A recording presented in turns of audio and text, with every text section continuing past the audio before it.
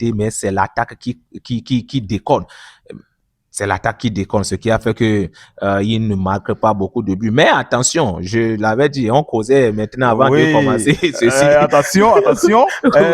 On n'allait pas dire que il est de coutume désormais à peu près pour cette équipe espagnole qui, bon, lors des mondiales, lors de ces dernières éditions, quand même marque moins de buts. Mais arrive toujours à se hisser dans les derniers carrés. Oui, c'est ce que j'aimerais dire. Si nous prenons la Coupe du Monde 2010, Oui, l'Espagne a marqué 8 buts au total et elle est devenue championne, quoi.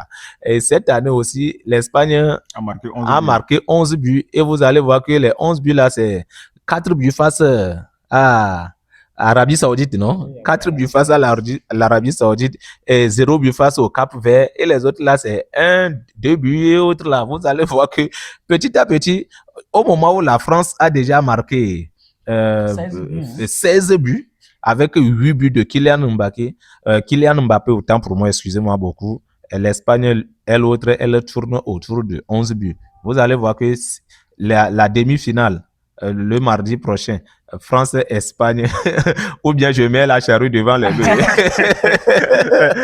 C'est bon, c'est bien. Oui, parlez-nous de France-Espagne, comment tu le dis? Oui, demi-finale France-Espagne.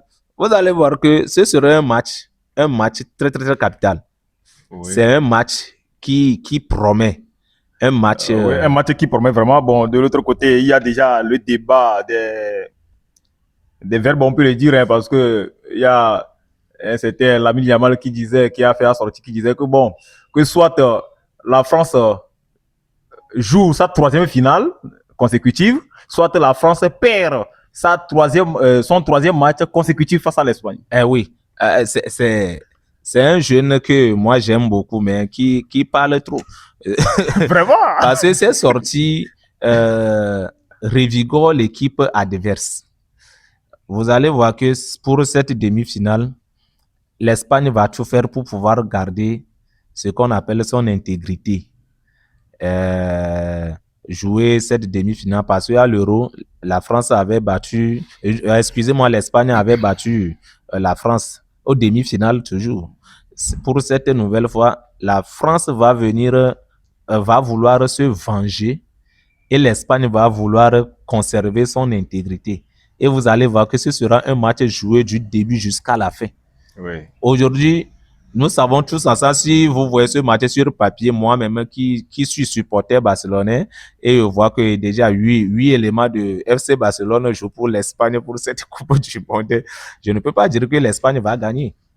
Mais c'est le football. La France a des pions, la France a des éléments pour renverser cette Espagne. Mais le reste, c'est le football. L'Espagne aussi ne va pas se laisser faire. D'accord, merci.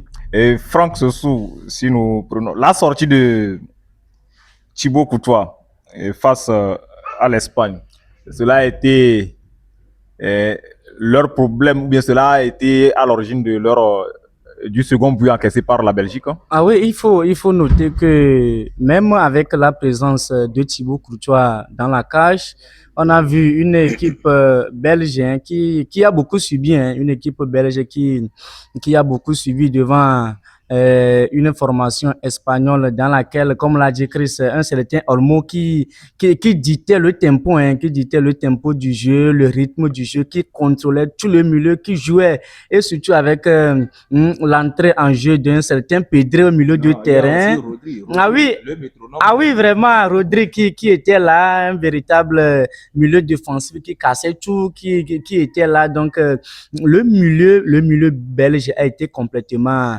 pris par cette équipe espagnole, et c'est une formation qui a beaucoup, autant pour moi, compté sur son collectif, alors que de l'autre côté, du côté des Belges, le jeu se reposait sur Jérémy Doku, mais qui a déjà un âge avancé, qui n'arrive plus à dépasser 2 voire 3 joueurs, comme on l'avait vu avec Manchester City dans les années antérieures. Et pire, comme vous venez de le dire, avec la sortie de Thibaut Courtois, Courtois, ça a été fatal pour les Belges, puisque quoi qu'on dise, on a vu Thibaut Courtois qui avait quand même verrouillé la cage des Belges, même si ces filets ont été tremblés sur un score de 1-0 avant sa sortie. Il faut quand même noter que sa sortie a été fatale pour cette équipe belge avec le nouvel entrant, son remplaçant qui a voulu arrêter le cure à 2 temps.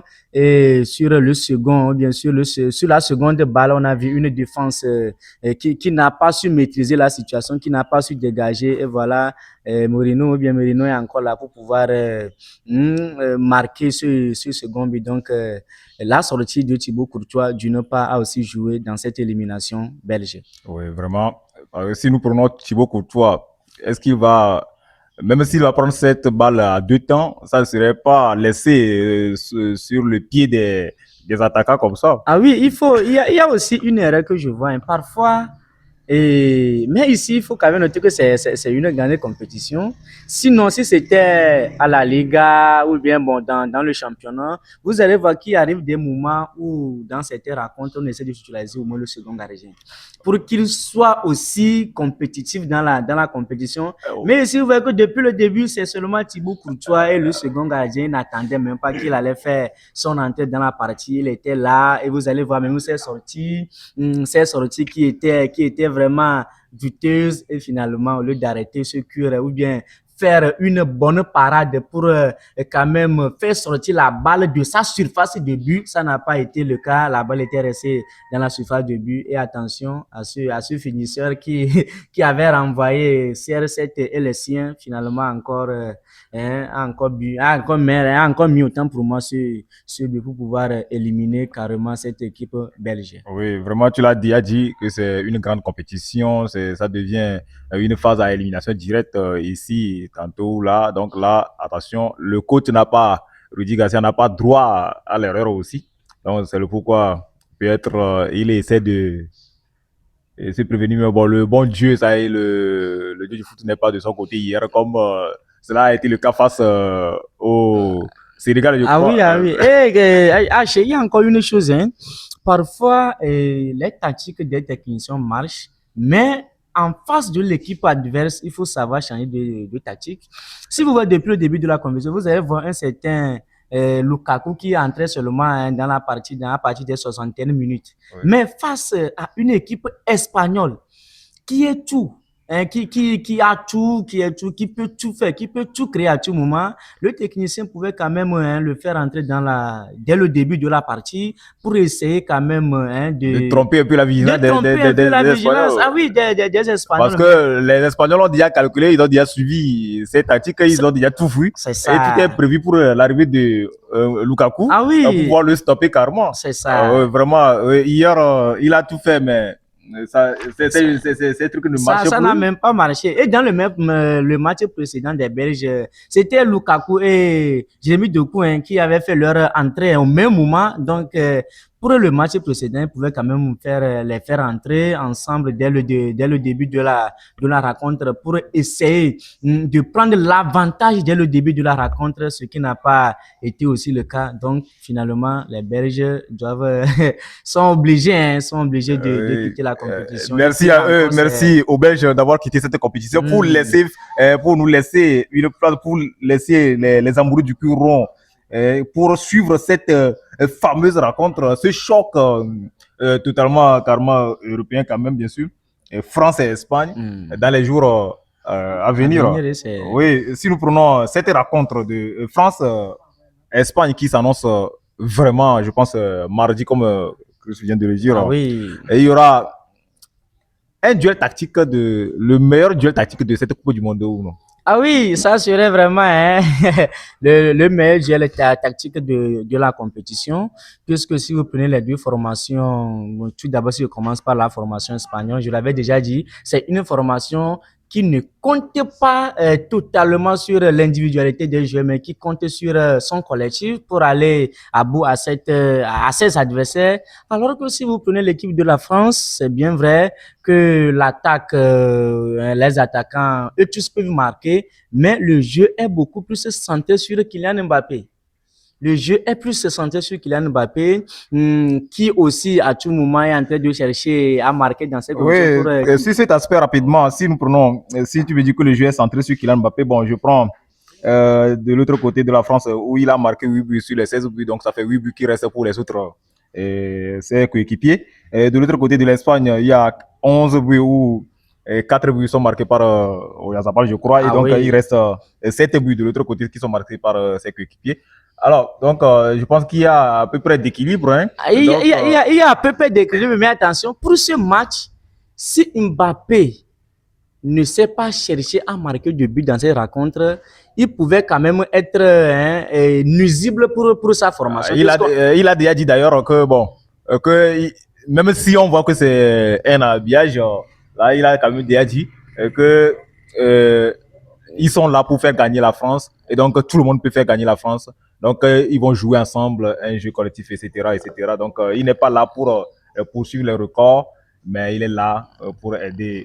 Mais attention, je sais très bien, c'est ce qu'il va dire. Si vous prenez Kylian Mbappé avec le PSG, c'est ce qui s'était passé, c'est ce qui s'était passé. Et vous avez vu avec le départ de Kylian Mbappé, une équipe parisienne qui a compté sur son collectif. Là, il n'y a pas deux joueurs. Oui, peut-être qu'il a compris que désormais pour gagner, il faut un jeu collectif. Il faut un jeu collectif. Etc. Même s'il faut avoir un leader, il faut quand même un jeu collectif. On avait vu avec Dembélé qui était devenu le leader de cette formation.